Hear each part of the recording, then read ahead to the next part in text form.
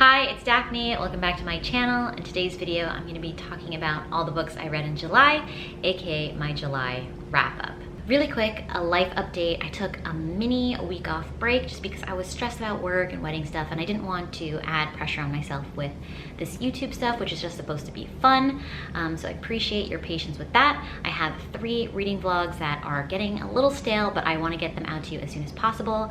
And I want to incorporate more recommendation videos on this channel. So let me know what recommendations you want to hear from me first. I am predominantly a romance reader, so it's always gonna be like romance based for the most part, but I do read a lot of like subgenres within romance. So that's my life update really quick. Let's just get into the books I read in July. The first book I read is A Scandal in Spring by Lisa Kleypas. This is the 4th book in the Wallflowers series. It's a historical romance, if you can't tell by the cover. So in this series, it's a set of friends who see themselves as wallflowers, aka like at parties, guys aren't really pursuing them, and they're just trying to find like good marriage matches in London society. And the last girl, Daisy, her dad is American, she's American, and he's frustrated because they've been in the UK for like 3 years now and she hasn't found a man, and he's like, if you can't find someone or catch a man in this final season, I'm just gonna pick a guy for you, this guy that works for my company that I think I want to like hand off the business to. So you're gonna marry him if you can't find anyone. And she's like, heck no, I hate that guy. And it's that story. So it's between Daisy and that guy, Matthew. I ended up rating this 3 stars. It was like just fine. It wasn't anything special. For my taste, Lisa Kleypas isn't like that spicy. Like, it's pretty tame. So if you don't like a lot of like excessive sexual content in your romances, I think Lisa Kleypas is a pretty safe bet. Like, it gives you like a bit of steam, but it's not the most, you know what I mean? There's also like a mystery element involved because of Matthew's background, with like suspicion on him lying about his past and who he really is. So that took up a lot of the plot as well, and it was fine. 3 stars. The next book I read was Graceling. This is a YA fantasy with a dash of romance in it. I buddy read this with Kaylee and Eliza, so that was a really fun experience. We just chatted about it on Instagram.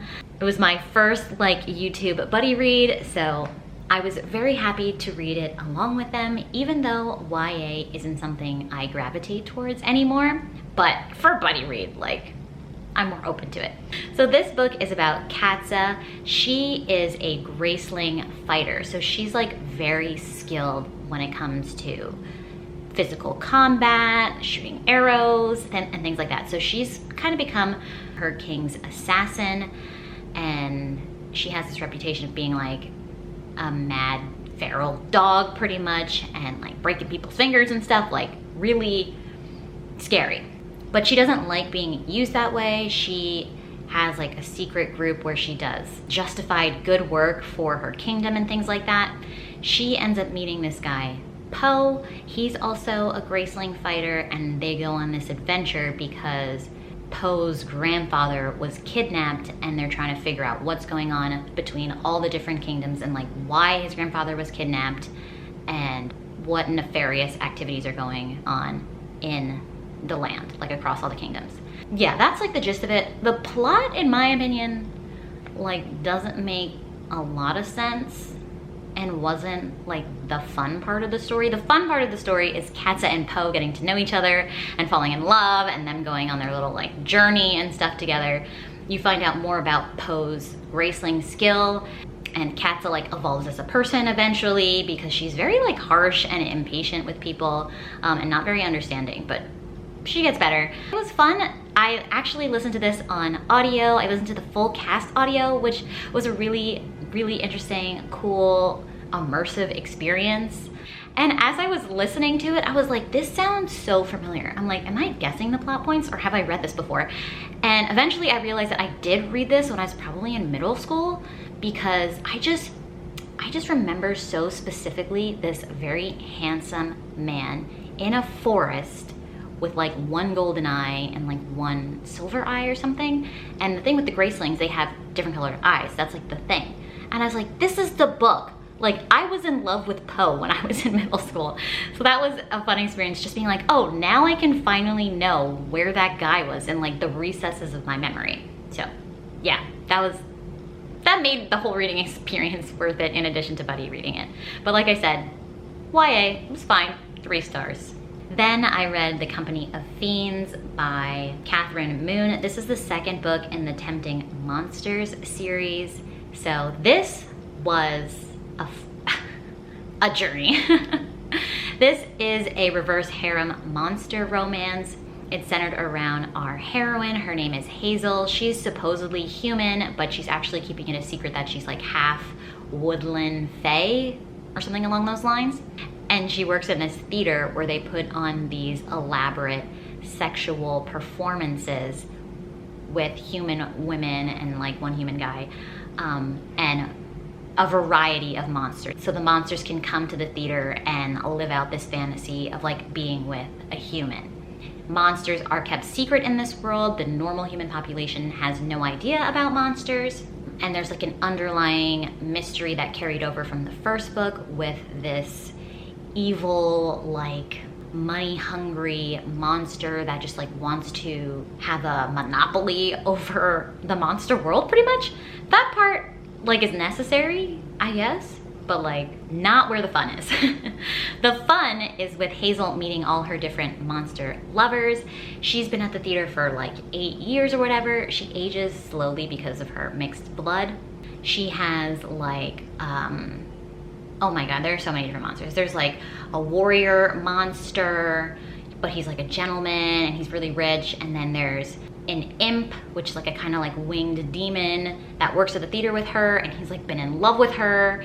And then there's a guy that plays the organ and he has like 6 arms. And then there's a new person who's come to the theater to work temporarily, and he's a Gemini demon. So he like splits into 2 people, and one person, when he touches you, it's like extreme pleasure, like it feels amazing. And when the other guy touches you, it's the most painful pain ever. And she does performances with him and falls in love with him, as well as the other guys. And then there's a detective who is supposedly human, but you find out he's not what he appears to be, and he becomes part of the group. And is there another person? So it's like 5, kind of 6, kind of 7 men she's involved with, because it's like 5 when the Gemini is 1 person. And then it's basically 7 because when he splits, he's like 2 different people that know. It's fun. It's a fun time. Just seeing how she can have these intimate relationships with all these different types of monsters. I think the writing was actually really good. Obviously, sorry with the sirens. I did think the writing was actually very well done. Obviously, it's quite smutty, which is super fun and what the book is like here to deliver to you. But on top of that, the relationship building was very well done. I will say the heroine has distinguishable, unique relationships with each of her men. Each monster man feels like a unique individual with different goals and desires and views on his relationship with Hazel. They all love her, but like in clearly distinguishable ways. And yeah, I would definitely highly recommend this. If you've never read a monster romance or a reverse harem, like Catherine Moon does a pretty fun job. Her first book in the series, A Lady of Rooksgrave Manor, was doing the circuit around BookTube a little while ago. So you can start there, whatever, but like, yeah, I think I enjoyed the second one more than I did the first one. So I would definitely recommend it. I gave it 4 stars, I believe. Yeah, I ended up giving it 4 stars. I'm gonna switch gears a little bit and talk to you about the book I DNF'd in July, which was Everything I Never Told You.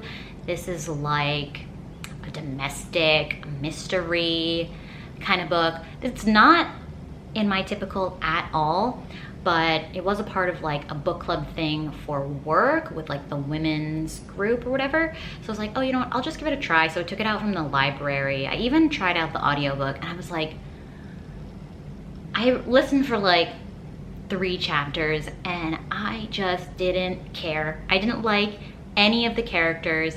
I didn't like the father because he was being weird. He was like a professor and he seemed to have some weird kind of like chemistry with one of his students, and like you find out his wife was one of his students before, and then the daughter that you know is dead is like hanging out with shitty people, and her siblings like knew she was but didn't say anything to their parents even after she's gone missing. They're like, oh no, like I'm not gonna tell because then I'm gonna look like a bad child and like I didn't tell my parents or tattle on my sister. It's like, if she's missing, tell your parents everything. And like the sister saw her sneak out but didn't say anything. I'm like, this is only 3 chapters in and all the characters were unbearable. So I was like, I'm not having a good time. So this is not for me. And I just DNF'd it.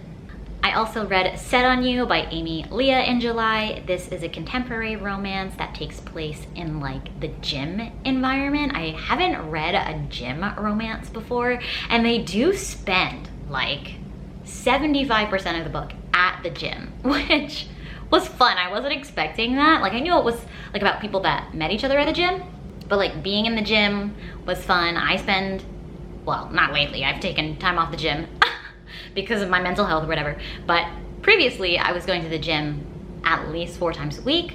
I will get back into that. So I know how it feels to be at the gym. I know how it feels to like fight people over equipment or being, I don't know, just like seeing people interact at the gym. Not that I interact with strangers that much. This is about Crystal Chen. She is a half Asian, half white heroine, and she is also a curvy woman, but she is an influencer for like fitness on Instagram. And she gets a lot of criticism from like trolls and stuff about not being like the ideal slim cut abs body, but she wants to encourage women to love themselves and be body positive and all this stuff. And that's like her whole brand online. So she goes to the gym a lot, films her workouts and stuff, and she comes across this guy, Scott, who becomes like her gym nemesis because he's always stealing her equipment, always like doing his workouts when she's claimed like the mat first and things like that.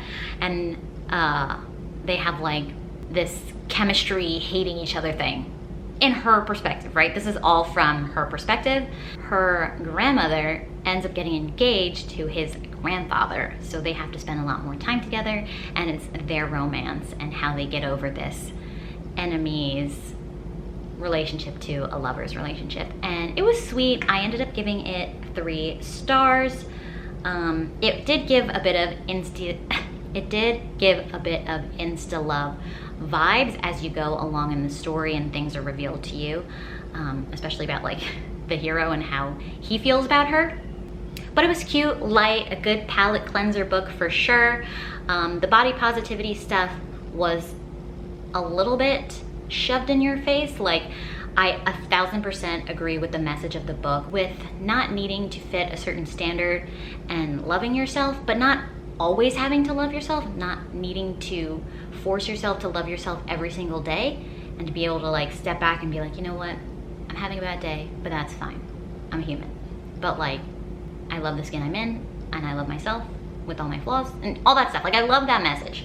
But like, the way it was written was kind of like, body positivity, do you hear me? Love yourself, but don't love yourself too hard and put too much pressure. It was like, you know, it was like, I get it. I get the message. You know, you painted it across the wall. You didn't let me like figure it out, you know?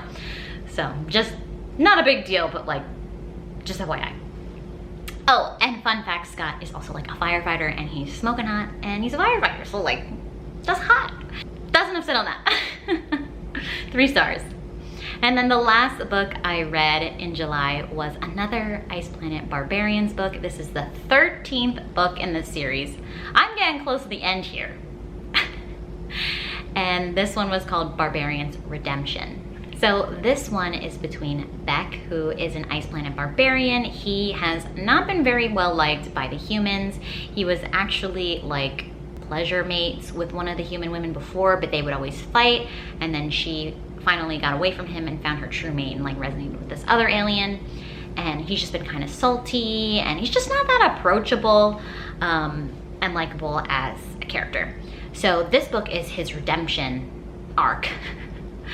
And in the previous book, he made a deal with these other aliens that like came from another place because he like found a treasure or whatever with a bunch of like valuable money to these other aliens, right? So he made a deal with them, like, I'll give you what you want if you bring back human women. So they go off to like slave traders and buy these women and then bring them back to the ice planet Barbarians. All the humans, when they find out about this, the humans that already live there are pissed. They're like, you bought women and forced them here? Like, what are you doing? But like in retrospect, like their lives are gonna be worse as slaves in other places. Like our hero, or like our heroine Ellie, she has been a slave since she was like 14. She was kidnapped from Earth, and now she's like, it's been 10 years and she's been treated terribly across the galaxy. We know that being at the ice planet Barbarians world where they are would be better, but people are still mad because they didn't have a choice or whatever, right? So it's his redemption and him resonating to Ellie and her being just like really scarred, rightfully so, like just always being mistreated, and them growing to trust each other and falling in love. And I gave it 3 stars. It was cute, I guess. It was a fun time. Was it fun? It was like a time. It had some interesting emotional impact. Ellie was a very strong character. Like, she was definitely like beaten down, but she was a fighter for sure. And that's something that Beck really found attractive in her. And he became so much more caring and so much more understanding when it came to her, and it really resonated across the tribe, and people started to be more welcoming to him. I mean, his alien people always loved him, but the humans could see him in another light because he was maturing. It wasn't the steamiest out of the series, so I'm reading these for steam, and some of these kind of go more into the plot and like the trauma plot lines more than like the fun steamy plot lines, which is why I'm there. So that's why I got 3 stars. But honestly, I'm powering through the series. I'm gonna finish it, and overall I'm having a good time. Those are all the books I read in July. I hope you enjoyed this video. If you did, please leave it a thumbs up and subscribe down below if you haven't already, and I'll catch you in another video. Bye!